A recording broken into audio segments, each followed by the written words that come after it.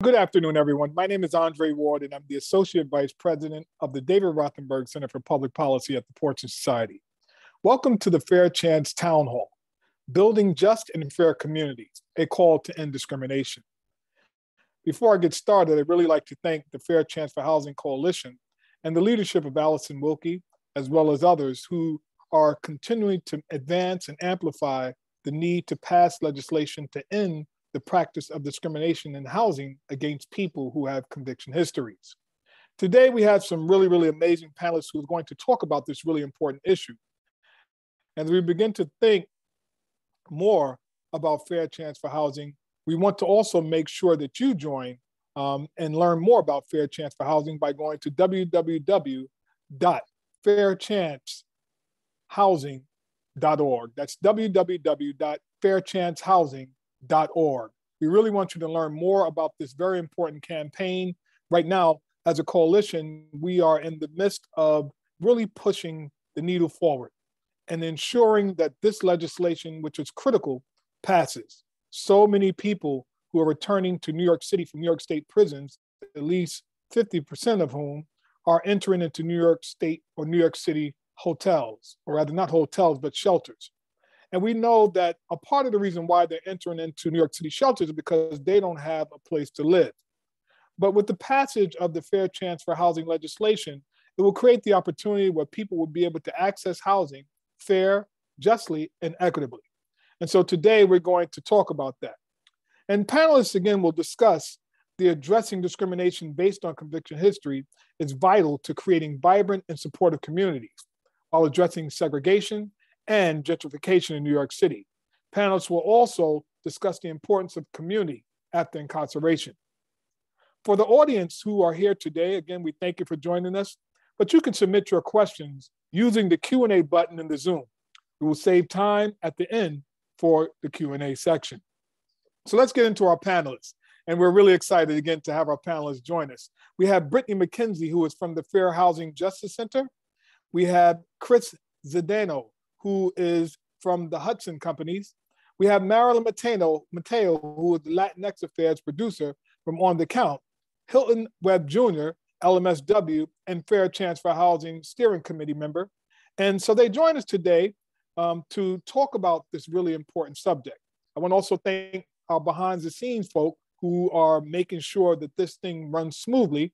And so Sarah Horshon, who is with the Fortune Society, and Sharima Chavanez, who is our policy associate in the David Rothenberg Center for Public Policy. Just want to thank you too for all the work that you do.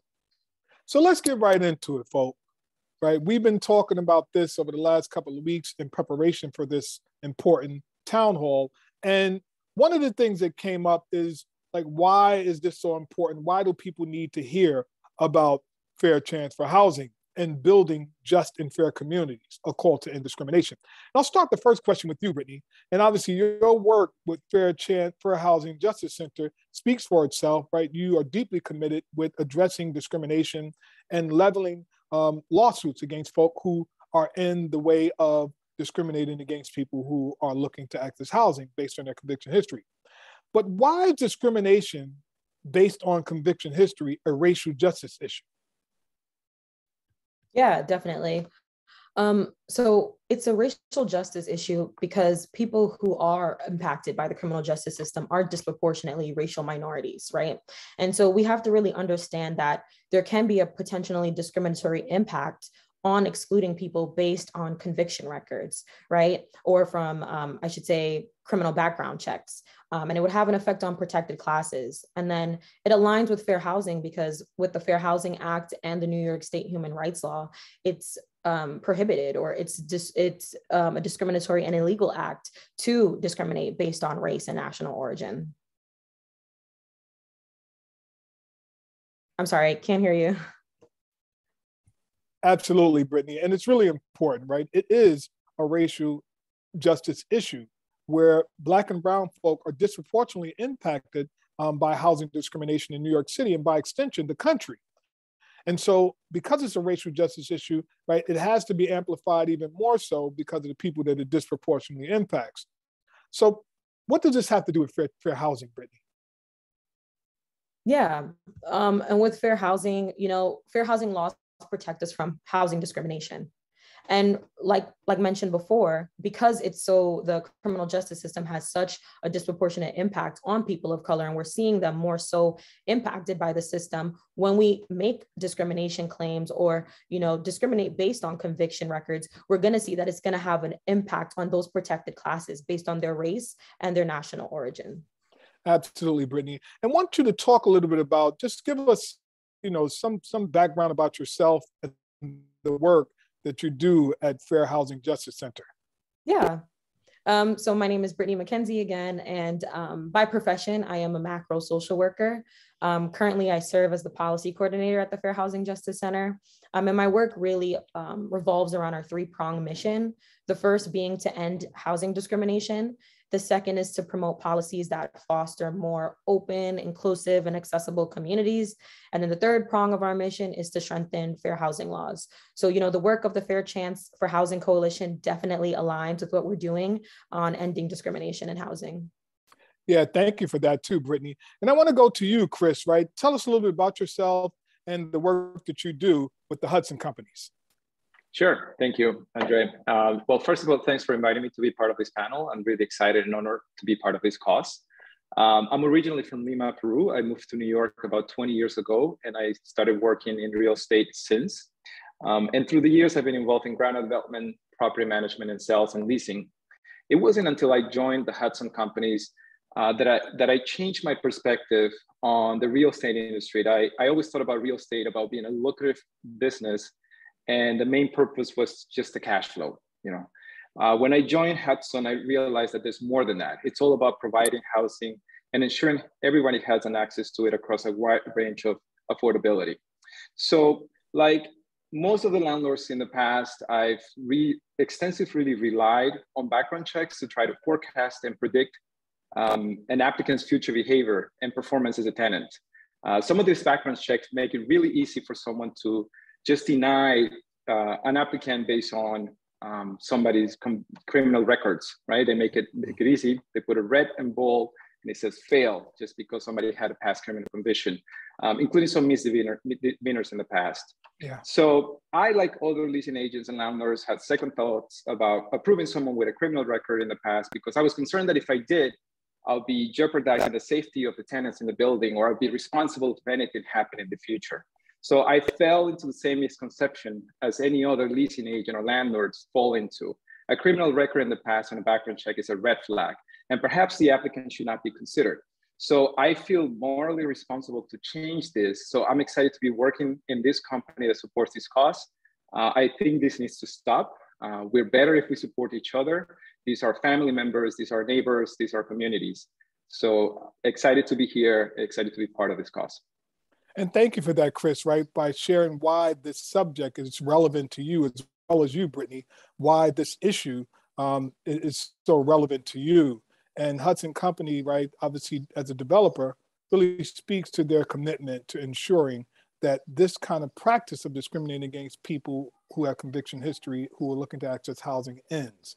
And so now I want to go to you, Marilyn. Tell us a little bit about yourself, right? And why is this issue relevant to you? Hi, thank you for having me. My name is Marilyn Mateo, and I am the Latinx producer of On the Count Inc. at WBAI. And I'm also a landlady, and I'm also justice involved.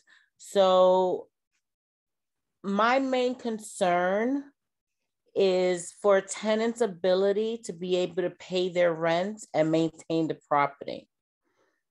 When I do background checks, I look for eviction history. I don't necessarily look for conviction history. I've had tenants that have had legal involvement that turned out to be some of the best neighbors a person can have. And I've had tenants with no legal involvement that have been nightmares, and eviction proceedings that went on for 2 years. So like Chris mentioned earlier, I wanted to help change the narrative of individuals that are applying for housing and discriminated against based on a conviction. I want to work towards changing that narrative. Absolutely, Marilyn. And to your point, Marilyn, and Chris's point, right? People who have conviction histories, right, should be given the opportunity just like anyone else. In fact, there's data out there and research to suggest that it is not people that have conviction histories that are the most problematic as it relates to being tenants, to those who are not, that don't have conviction histories, right? And so thank you for sharing that. I want to turn right to you, Hilton, right? Who are you? Like, tell us a little bit about yourself and why is this issue so relevant to you? Okay, good afternoon. Thanks for having me. I'm proud and honored to be a member of this panel. Yeah, my name is Hilton N. Webb Jr., and I'm a recently minted licensed Master's of Social Work. And more importantly, I am a person who's impacted by this background check situation. I'm formerly incarcerated, and I spent almost 28 years in prison. And I came out, went to school, got my master's degree, got my license to master's. And it's important to me because it affects me. I mean, that was initially why I got involved. But after going through, school, I realized that it's more than just me. The population is huge that's being discriminated against. And I want to be part of the group, the people that change that for the better. Absolutely, Hilton. And, Chris, I want to circle back to you, right? Because you raised some really important points relative to why this issue is relevant to you. But as a developer, why is it important to the community you're building at, your properties, to ensure that people with conviction histories are welcome? Why is it important? Yeah, it's interesting. The reason I was a little bit late to our pre-meeting today was because I was at a ribbon cutting event, and it was a very important project. It's called the Peninsula, and it's in the Bronx in Hunts Point, and it used to be before the Spofford Juvenile Center.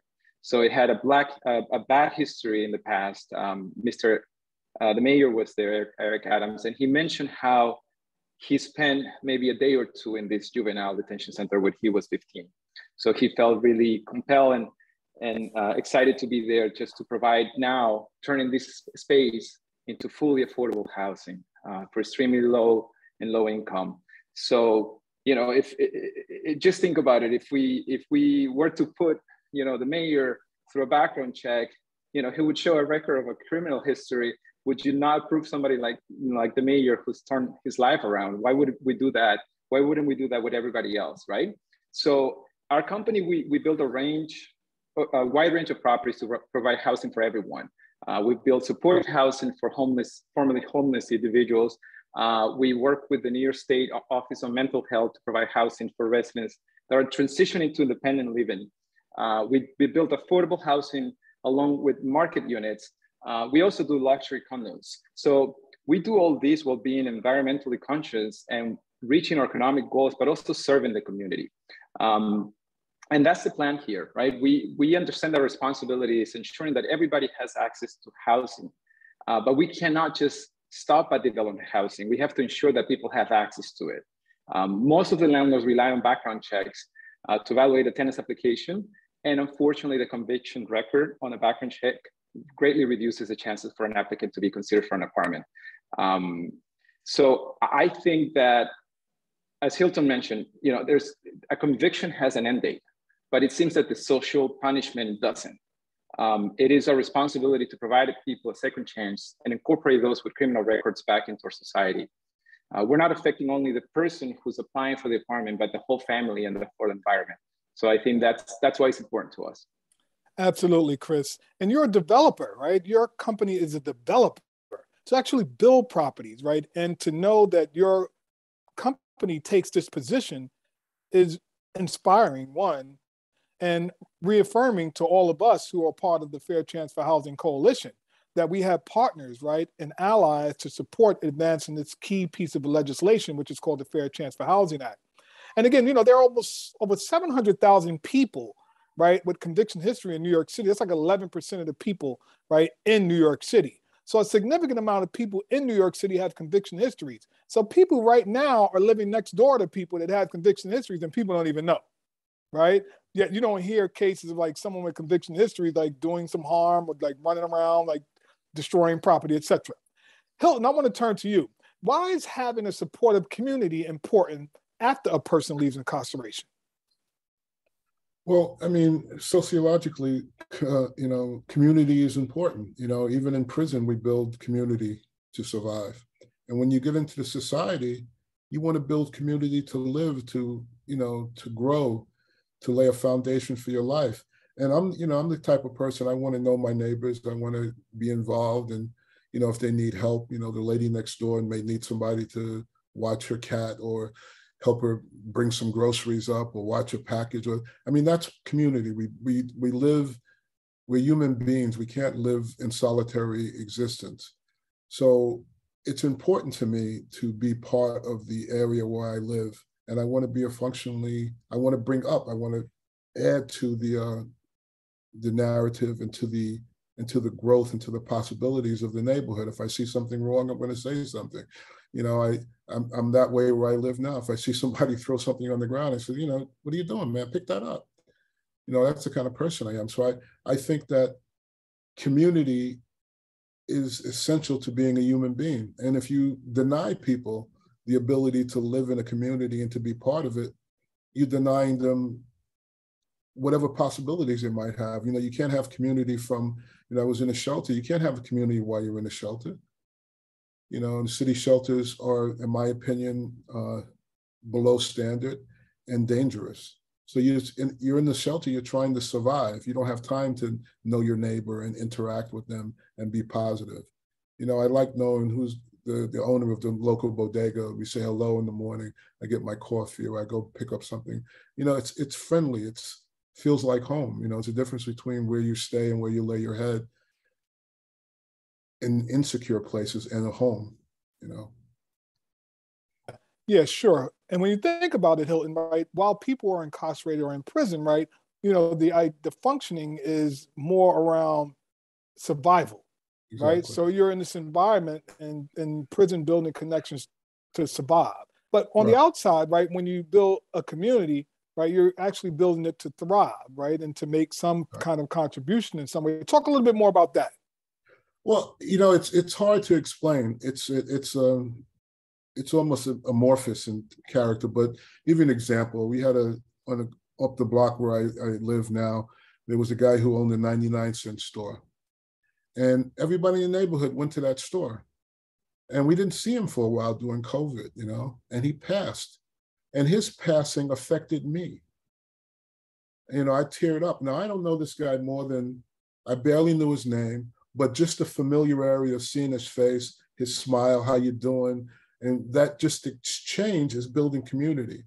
The same thing with the nail salon, the same thing with the deli, the same thing with my neighbors. You see people every day and you build a common purpose to help each other, to care about each other. That's much better purpose than just trying to survive. In prison, I built relationships with people I didn't like or respect to survive. In the world, out here in the community, I want to build relationships with people that uplift them and uplift me.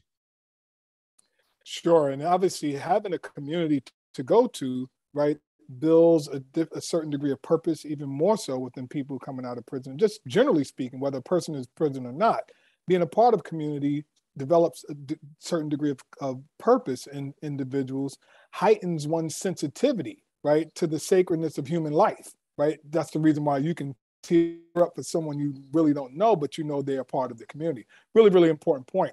So I want to transition to, and this is a question for Chris and Marilyn, then we're going to get back to Britney.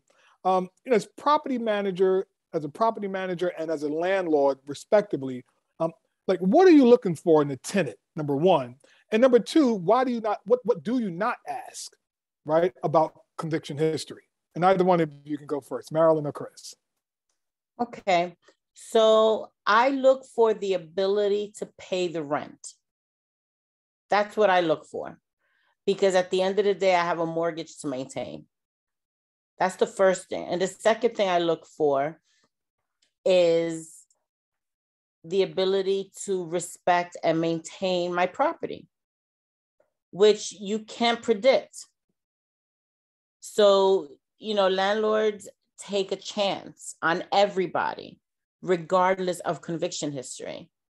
And I'm a firm believer that those with impacted histories have a sense of accountability where they see life as a second chance to do things how they may have done them differently before. And they may start fresh, they may start new, and a new apartment, a new house, a new roof over your head, and the ability to maintain that gives you a sense of integrity that will overall upgrade the community. Marilyn, why don't you ask about conviction history? Why don't you ask about that? Conviction histories don't pay the mortgage. They simply just don't pay the mortgage, logistically speaking. And then humanly speaking, I'm dealing with another human being. And we all have made bad decisions. Some have gotten caught, some have not. But we've all made poor decisions, and we shouldn't be penalized for that in the present or the future. Absolutely. Chris, same question to you, right? As a landlord, like, what are you looking for in a tenant? And why don't you ask about the conviction history? Yeah, similar to Marilyn, we are developers, we're landlords, we have a mortgage to pay, we have investors to report to. So we look at the ability to pay. That's very important. The problem with having that information is that unfortunately create a bias, right? If you have that information available to you in a report, and unfortunately, the settings for these credit reports, they want to make it easy for people to understand what they're looking at. There's a red flag with a thumbs down, red flag with a thumbs down. Here's something that you should be looking at. So having that information, unfortunately, create that bias and may deter people from making the decision that otherwise they would have made by considering the person as a human being and considering the credit history. And I think that's our point of view. It's just, let's look at how you can make the payments. And as Marilyn said, you can't predict somebody's behavior in your building. You expect the best out of them. You want to provide people housing, but having that information available would just create a bias. Yeah, thank you for that too, Chris and Marilyn. And I want to circle back to Britney now, right? Because while we've heard about the importance of community, we've heard from Marilyn and Chris why, as landlords and developers, they don't ask about conviction histories, right? And what are they looking for in tenants? There's also a racial justice issue, right? And so circling back to you, Britney, can you talk about the history of excluding Black and brown people from housing and explain the impact of policies like redlining and restrictive covenants? And I know as a macro social worker, this is right up your alley. Definitely, it is right up my alley. For decades, the federal government has created and sustained segregation in neighborhoods, right? And they've done this by refusing to insure mortgages near and in Black communities, and that's redlining by definition. And state and local governments also followed, right? Even private entities and citizens participated in creating that exclusionary, tactics to keep Black families and individuals and people of color from attaining wealth through home ownership and affordable housing. And then restrictive covenants. Now, those were legal contracts that were often used by banks and housing developers and the real estate agency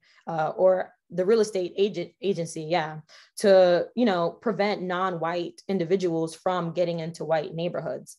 And then the impact of that is great. It's vast, right? It, created segregation. It, restricted housing choice and access. It contributed to homelessness and created social and economic inequalities, and just really de-invested in communities, created concentrated poverty, and the list goes on, right? So the impacts of that were very vast. And considering that, Britney, can you speak on to how background checks, for example, or criminal background checks perpetuates that history? Yeah, criminal background checks perpetuate that history because of its disproportionate and disparate impact on protected classes, which are, by race and national origin. And it's a really interesting point that you raised. And obviously the research is out there, you can see it, it's evident, right? And there's a direct relationship between the historical kind of disproportionate impact discriminating housing practices has on people of color all the way to today. You can see that. And so I want to turn to you, Hilton, right? As a person, right, who's applied for housing, right, and been denied because of background checks, like, what do you wish landlords knew? Because landlords fundamentally need to understand, right? Like, what does that mean to somebody who's been denied housing, especially with your history, right? In terms of Hilton coming out, being successful, credit score, et cetera, which I'm sure you'll talk about, all the things that qualifies you, right? But based on what sometimes the media does in perpetuating the kind of notion of dangerousness and fear, landlords buy into that and obviously respond negatively. So talk about that, right? As a person who's applied for housing and been denied, like what do you want your landlords would know? Well, what I want the landlords to know about me and about probably the majority of people who are formerly incarcerated and justice involved is that after you've served your time in prison, my period of repayment to society is over. And I have always, before prison and now after prison, paid my bills on time, usually ahead of time. I have a credit card right now with 0 on it because if I use it in the morning, by the evening, I've paid it off. I just send them a check because I refuse to pay interest payments. That's my own peccadillo. But I've always paid my rent on time. In the place where I'm staying now in Fortune Supportive Housing, I've never been late in rent in 3 years. So, and I take care of my place. The problem is that I come out and I try to get an apartment and I tell the landlord, or he finds out through a background check that I'm formerly incarcerated. He has this whole different opinion of me other than the person who's standing in front of him. Whatever I've done in my past, I should not have to pay for it in perpetuity. I shouldn't have to constantly pay back a debt I've already paid. I served the time. I've come out and made positive changes in my life. I've done what society says you're supposed to do, which is go to school, get an education, find a job, get good credit, which somehow stands for moral standing, having good credit, which I don't understand either. But, it's like what Britney's talking about. It's like this historical redlining and inherent, which we can't ignore, this inherent racism in the system.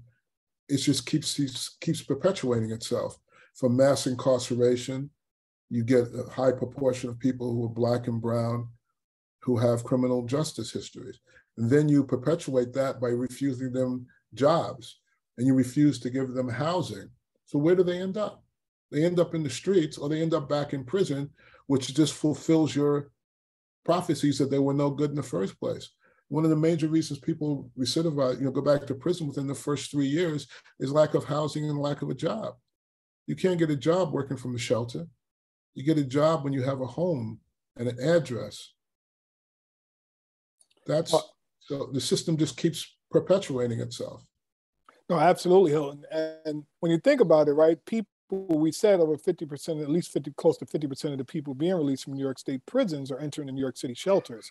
And people would rather not be in the shelters because of the horrific conditions in many of the shelters, and the default becomes prison. Hence the reason why people go back to prison after 3 years, right? To your point around like not having stable housing in that way. So it's really, really important, Hilton. So thank you for that comment and that point. No and problem. so To me, that's what happened. I got out and they sent me to a shelter because I didn't have a place to stay. Mm-hmm. And fortunately for me, there was the Fortune Society who rescued me and had provided a place for me to stay. But everybody isn't that fortunate. Indeed. And that's why the Fair Chance for Housing Coalition is advancing this important legislation in New York City called the Fair Chance for Housing Act to ensure that people who have conviction histories are not discriminated against when they apply for housing in New York City, right? In other states, there's been this bill legislation similar to what we're advancing has been passed, proving the effectiveness of it and setting precedent. New York City, one of the largest cities in the country, has the opportunity to demonstrate its leadership by passing this really key and important legislation. And we want to make sure that you, as a viewer, spread the word, tell others to go to www.fairchancehousing.org to learn more about the Fair Chance for Housing Act, the coalition itself, and the actions that the coalition are involved in currently to ensure that this legislation is passed. So I want to circle back to you, Marilyn, right? You, again, a landlord, right? Someone who's also been impacted, but someone who deeply cares about what's going on. And so what do you wish landlords knew about applicants that have a conviction history? I wish they knew that there's a sense of responsibility for your own life that comes with your release. And that sense of responsibility yearns for stability. So giving that person a chance at an apartment, at a house, at a mortgage is only going to encourage that individual to maintain it. And that's what I've experienced with my tenants that have had legal involvement. Their willingness to maintain the property well, their willingness to say, I'm not going to be homeless, I'm going to stay employed, I'm going to make sure I pay my rent by any means necessary, legally, of course. And I wish landlords knew that. Mm-hmm. I also wish landlords knew my personal story, that I've had horrific eviction proceedings with individuals that have had no legal involvement and were fully employed. So the stigma, that exists, I ask individuals to educate yourselves. I ask individuals to research, to talk, to communicate, and educate ourselves as landlords, so that we could provide a fair chance to everyone. Absolutely. And landlords certainly need to understand that, right? And that's why the Fair Chance for Housing Coalition serves as an ally to landlords, because we can offer you the kind of insight, education, and information needed to make informed decisions, and decisions rooted in humanity and not false perceptions as shaped by sometimes media outlets, which is really, really important. The other thing to note too, right, when you're talking about maintaining property, et cetera, invariably people who are incarcerated for certain periods of time, in some instances, right, are oftentimes conditioned to maintain their cells, right? They have to do what they call GIs or cleanups every Saturday. I know I was incarcerated. I know every Saturday, right, as a general rule, you had to do that. And the officers would walk around, make sure that you had your cell clean. You couldn't just have it in a condition that was unsafe for yourself or that would create a fire hazard. And so people are conditioned like that. So that's why people oftentimes are released and they come home, right? They are maintaining their area because they've been used to doing that, right? Because just by virtue of conditioning. I see Hilton is shaking his head, right? Because it's true. See, people keep their sneakers in a certain order. They keep their stuff things. It's just a certain way of, it's almost like being in the military, right? The same kind of like trained programming to some degree, right? You get up a certain time, you do this certain way. And so I just wanted to note that because it's really, really important. And so the other thing I wanted to ask, just some other questions for all of the panelists, right? Like New Yorkers are very concerned with homelessness and public safety right now. How would increasing access to housing for people with convictions increase public safety? And I'll start with you, Britney. Yeah. And I can repeat it again if you like. Yeah, could you please? Yeah, sure. Of course. Again, with, right now, like New York is very concerned with homelessness and public safety. We see it all over the media, right? And the mayor has been in action with putting something in place to increase housing opportunities for people who are homeless, right? But how would increasing access to housing for people with convictions increase community safety? Yeah, it would increase community safety because I think, as Hilton mentioned before, when you don't have a place to live, I mean, you don't have a home, it's likely that you'd be recidivized and going back into prison, or, you know, getting involved into crime if you don't have a home. A home is a fundamental place to, you know, set yourself in order, to get a job, to get education, to really have, you know, get yourself reintegrated back into society. So, you know, when you're not providing that housing to those folks, you're leaving room for, you know, those possibilities to happen.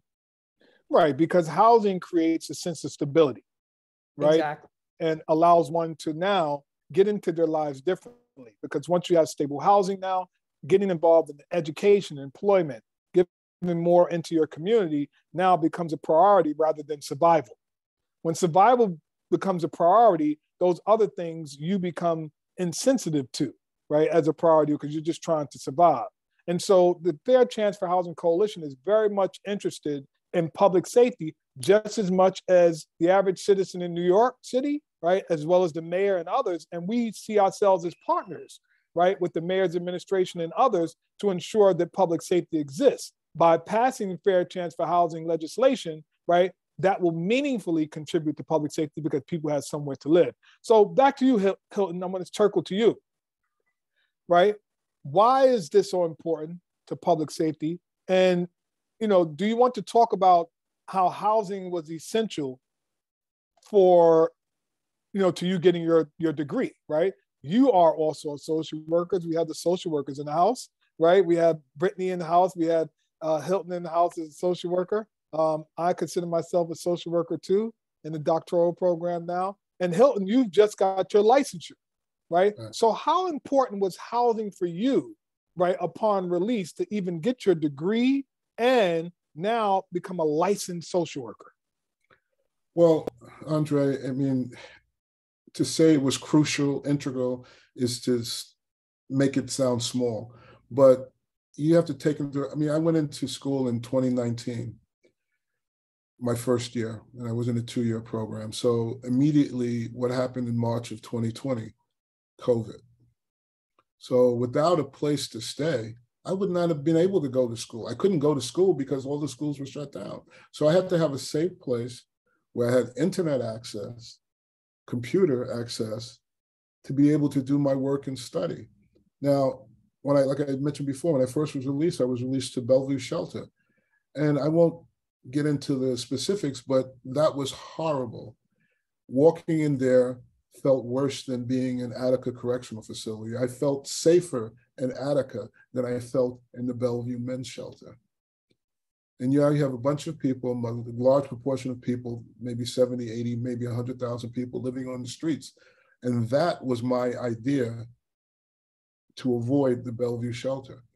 Like I said, I was fortunate to got housing at the Fortune Society, and that allowed me to put my head down at night to be able to read the voluminous amounts of stuff that I have to read to become a social worker, and to write the 10, 12, 25, 30-page papers.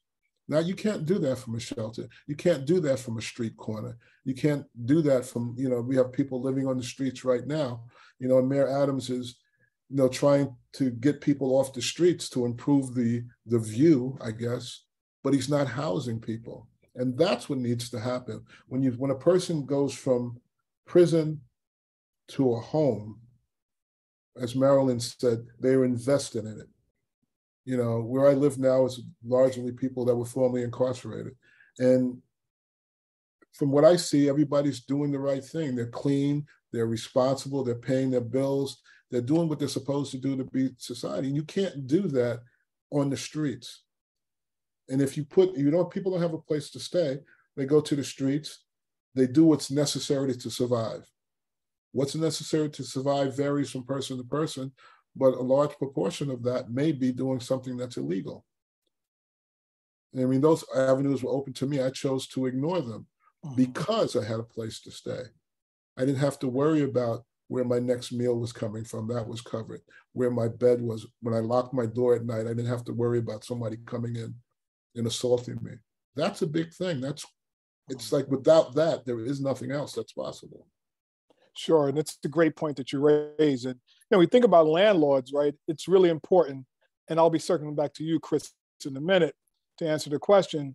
When we think about landlords, right, it doesn't cost a landlord anything to invest in a person, right? In turn, monetarily, it doesn't cost a landlord anything to invest in a person so they can access employment, access education, access things that will support them in living a life of contribution. In fact, they will gain monetarily, right, by supporting someone having housing, because that person will be able to pay their rent, right? They'll be able to contribute in that way to sustain that person's mortgage, etc. So it's a win-win for even landlords, right, to invest in the opportunity, right, to house people, right, that deserve a chance just like any other human being, right? Because one, it benefits the community, it benefits them, right, and also benefits the individual. So thank you for sharing that. And then Chris, back to you, right? This whole question, right, around, how would increasing access to housing for people with conviction increase community safety? Yeah, so when we deny housing to people, these people just don't disappear, right? They end up in shelters or they end up on the street, as mentioned before. These inability to meet a basic economic need, which is to have housing, eventually drives crime higher. So if we eliminate the barriers to permanent housing, we're basically improving the neighborhood safety for everyone. So I think as landlords, we have the opportunity and the more responsibility to give these people a second chance and to improve our communities along with it. No, absolutely, Chris. But some landlords may say, like, Chris, like, what if later for that moral stuff, man? I don't care anything about that moral stuff. And we respect that, right? But we say you care about the financial stuff, right? And that's okay, right? To Marilyn's point, right? I'm concerned about my rent being paid on time. And again, giving people access to opportunities to be housed, even if they have conviction histories, right, supports them again, as others have said, being meaningfully employed, right, being in school, being in productive activities that contributes to the community, which almost guarantees, obviously, that your rent will be paid on time. So even if you put moral things aside, right, Chris, right, the financial part of it, you're insured of that, which is sometimes what many landlords are only concerned about, right? And so taken together, right, you have the moral side, that's great too. But financially, right, people will obviously be paying and having their rent paid on time, which is what people really expect as landlords. To you, Marilyn, right, how does it increase public safety, right, or community safety by housing people who have conviction histories? Yes, echoing Hilton's response. Again, giving people stable housing, a stable roof, a place to rest your head at night or day or morning, will really, really decrease recidivism. It would allow individuals to flourish. It will allow individuals to reach their goals. It will allow so many positive things for a person to just have their feet rooted in a community, in a house, in an apartment. And having that sense of pride, that sense of ownership is only going to increase the level of integrity and overall improve community. Sure, Marilyn. And when you just thinking about like the impact of landlords understanding the need to support, right, giving housing to people, irrespective of conviction histories, et cetera, right? What role can some other institutions play in supporting something like the Fair Chance for Housing Act? For example, like you have churches, you have other institutions in our communities, right, that could play a role in advancing fair chance for housing legislation so it's ultimately passed. So anyone care to answer that thought, right? That question rather, around these other institutions playing a role in supporting this kind of important legislation around fair chance for housing? I think medical facilities, doctors, hospitals, making insurance companies, making sure everyone has access to healthcare as well.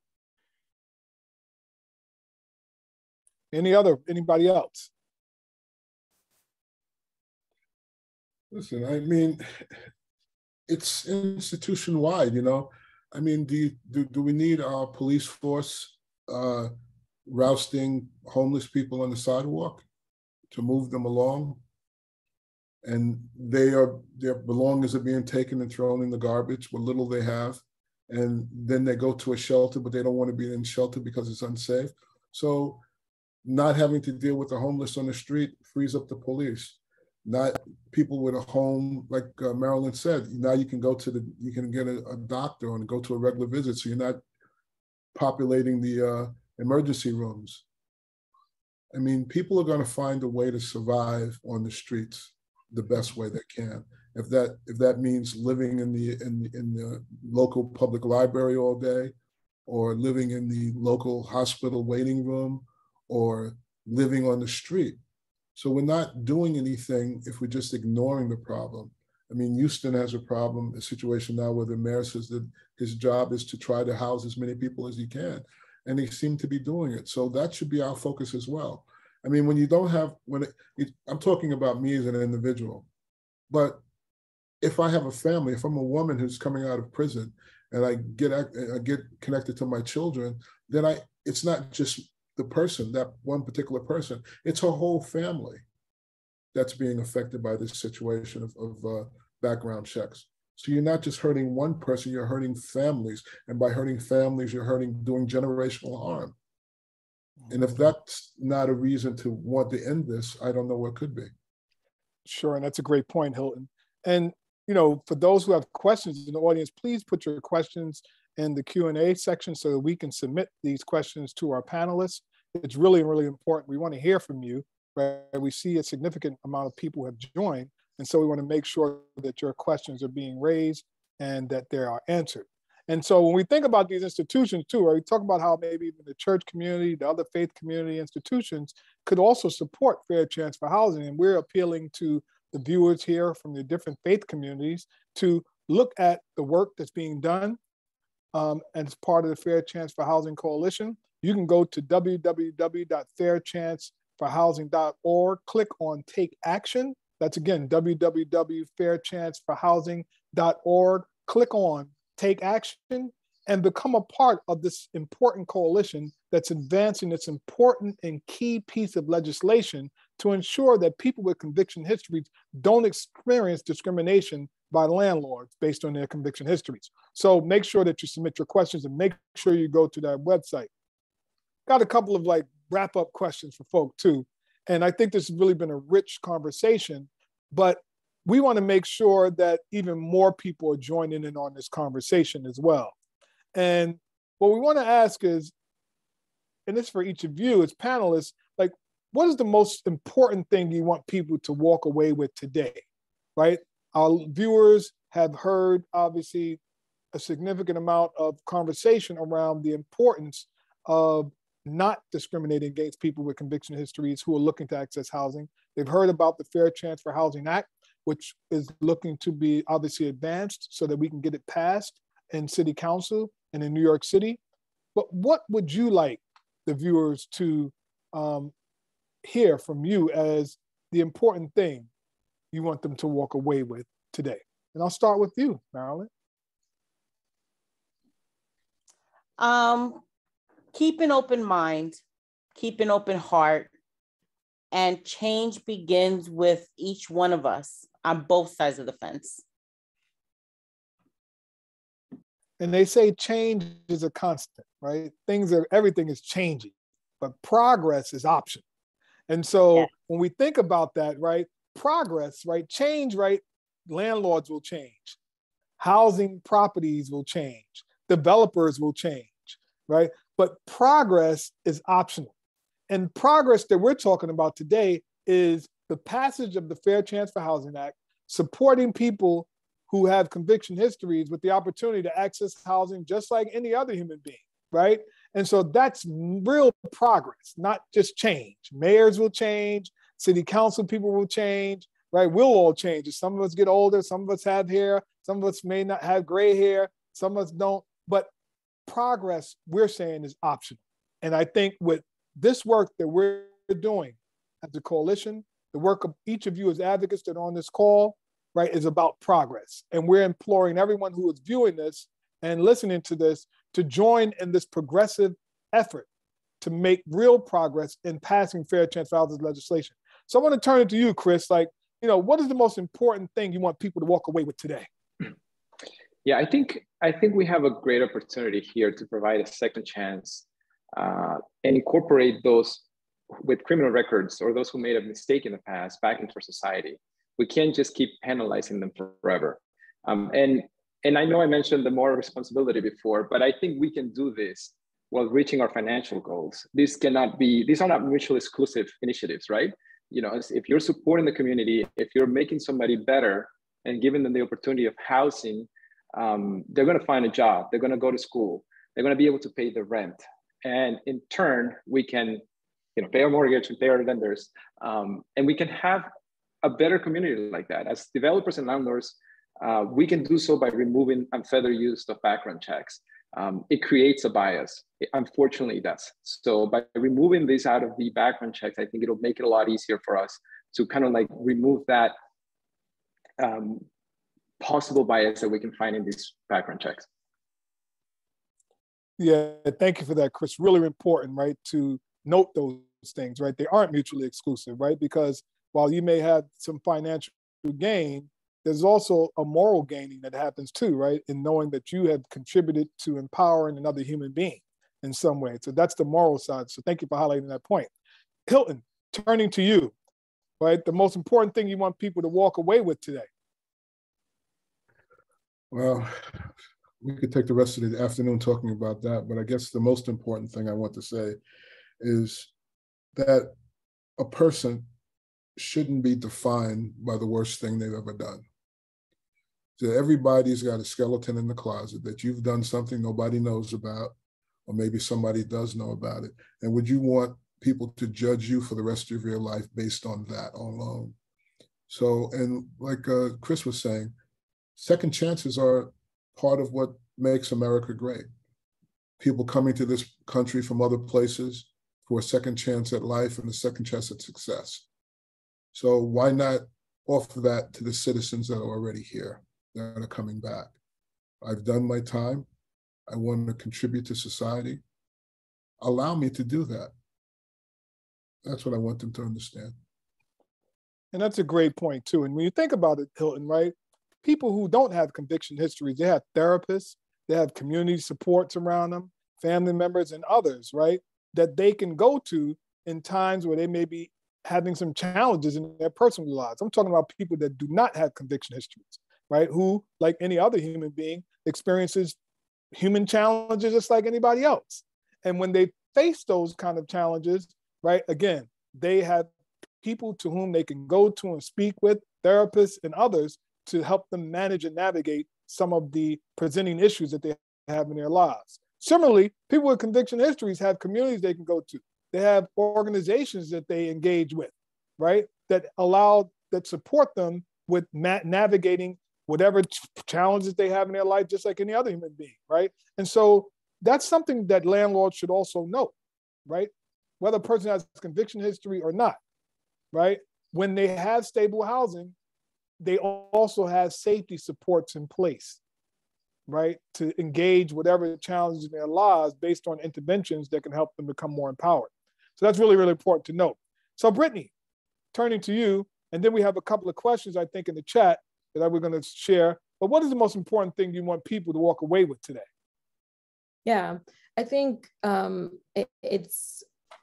want to piggyback too off of what Marilyn said and what Chris said. It fits really well together with a HUD memo that I recently saw that was released this year that specifically stated that criminal history is not a good predictor of whether someone will be a good tenant, right? Housing providers can rely on other more relevant factors, like Marilyn said, the ability to pay rent, prior rental history and personal references. So that's something I really want everyone to take away today, that, we're seeing a change on the federal level. You see, we're making changes here in New York City, like, criminal history is not a good predictor for whether someone will be a good tenant. Let's look at more reliable things like finances. And just so folk know, right, the feds pretty much like drive legislation, right, in terms of like push things down to the state and to the city. And so if the feds, the federal government is saying, and can you repeat that one more time, what they said, Brittany, because I don't want to paraphrase. I want to hear it like word for word, exactly what was said. Yes, and I definitely should link it in this chat for Yes. everyone to actually see it.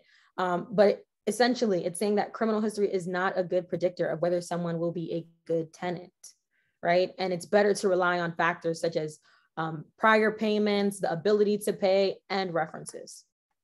I'll link that in the chat for everyone. Thank you so much for that. So there's a question that we have, right? And I see Allison Wilkie, one of our dear fearless leaders in the coalition, obviously has put in the chat the HUD memo. So for those who are viewing, please make sure you go to that link and see it. So there was a question, I think, and I think the question was answered because the question is no longer up. So I think that question was answered. But there's another question that we have, and the question is, do you think most people realize how this type of discrimination perpetuates segregation? Why or why not? Does it make sense to explain to them that less diversity and greater segregation hurts the community financially and lowers the gross domestic product? And this is a macro kind of question too, Brittany, but I'm sure others can handle it. So again, like, do you think most people realize how this kind of discrimination in housing like perpetuates segregation, right? And how it really like hurts the community financially, et cetera. Anybody can answer the question. Start with you, Brittany. Yeah, I'll just jump in and say, you know, the hope is that people can see the correlation there based on the history and present day of the system, of the criminal justice system that we have here. And recognize that, you know, criminal justice looking backgrounds and checks often are a proxy for discriminating, right? So, you know, I really hope that people can see that with the extensive research that's out, that discriminating against a racial class, a protected class, people based on their national origin in housing is a way to maintain and keep segregation going. Yeah, sure. Anyone else want to respond to that? Hilton, Marilyn, Chris? Well, I just want to, Brittany brought it up before about the historic redlining in this country, but this is not an old thing. This is an old thing. You know, it's been going on. When my father fought in World War II, left, he was part of the Harlem Hellfighters, came back to this country, wanted to partake of the GI Bill, but wasn't allowed to buy a house in one of the 5 towns in Long Island that were being built for $4,000 or $5,000 because he was Black. And the same thing persists today. I left from Bedford-Stuyvesant. That's where I grew up. I go back to Bedford-Stuyvesant, I don't recognize the neighborhood anymore. It's completely changed. It's been gentrified and changed out. I've been priced out of the market. I mean, my corner bodega was a bourgeoisie donut shop with a donut for $4. Now, I don't know where you live where a donut is $4. That's okay, but that's the reality.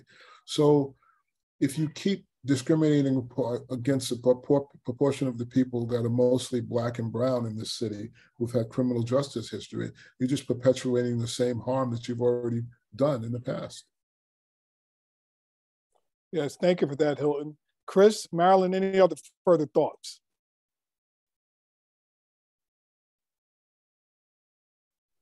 Yeah, I think I second what Brittany said. Unfortunately, conviction records are just a product of a racist system of mass incarceration that we have here. And it just perpetuated inequity, and that's what it does, right? Unfortunately, this is a matter of racial justice. It's all correlated. That's all I have to say. Yeah, Marilyn? I just wanted to point out that as inaccurate as the legal system is, a lot of records can't be relied upon. So there may be false convictions. There may be convictions due to pleas because an attorney couldn't be afforded. There's so many other reasons for conviction outside of an individual being guilty that it really shouldn't be a deterrent. It shouldn't be a deal breaker. Yeah, thank you for that, Marilyn. And we appeal to, again, all of the viewers who know landlords, who know people in your community. We want you to look to the Fair Chance for Housing Coalition as a partner in learning more and how to manage conversations around conviction histories with other landlords and people in your community to help dispel and debunk some of the myths around people with conviction histories not being fit to be housed somewhere. And we want you to come to us, and we want to come to you. So you can go to www.fairchanceforhousing.org. That's www.fairchancehousing.org to learn more about the Fair Chance Housing Coalition, its actions, and ultimately the work that you can do to join us in advancing this key legislation so that we can have a legislative win around this. Fairchanceforhousing.org, and also click on Take Action. Once you go to fairchancehousing.org, click on Take Action. It will show you very clearly what steps you can take, again, to become part of this really powerful coalition that's deeply concerned about the humanity of people who have conviction histories that are looking to access housing without being discriminated against. So I want to thank all of you for joining us today. Hilton, Marilyn, Britney, Chris, I want to thank all of you for your hard work. We know that as advocates in this work, it's not easy because people are oftentimes uninformed, not unwilling, they're just uninformed. And once they're informed, they become willing.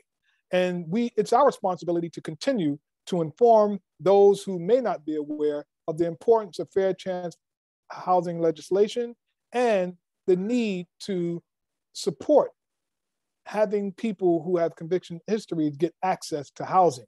My name is Andre Ward. I really want to thank everyone again for joining this panel. I want to thank our dear colleague, leader, and friend, Allison Wilkie, who is also leading this effort in the Fair Chance for Housing Coalition work. I want to thank Sarah Hirschhorn, who obviously is behind the scenes, but critical in terms of her work in making sure that this panel happened, and Sharima Chabanez, who is our policy associate at the David Rothenberg Center for Public Policy at the Fortune Society. And also want to thank all of the advocates who are part of the Fair Chance for Housing Coalition. They may not be on this screen, but they are deeply committed to making sure that this legislation, Fair Chance for Housing Act, is passed. And there are over 50 organizations or more, maybe close to 80, I think by now, organizations that supports the Fair Chance for Housing Act. There are others that are beginning to join and take interest in this. We know that different faith communities that even express interest in this. So we're asking everyone to take part in supporting the Fair Chance for Housing Act. Again, my name is Andre Ward. We will be joining you with some upcoming actions. Go to www.fairchancehousing.org to learn about some of our upcoming actions so you can become a part of that. Everyone have a good day, be safe, and be well. And like we always say, like in the movie, in the sitcom or in the story, Hill Street Blues, let's be powerful and productive out there. Thank you. Thank you. And someone put in the chat, yes, I'm a part of the Fortune Society and you can contact me.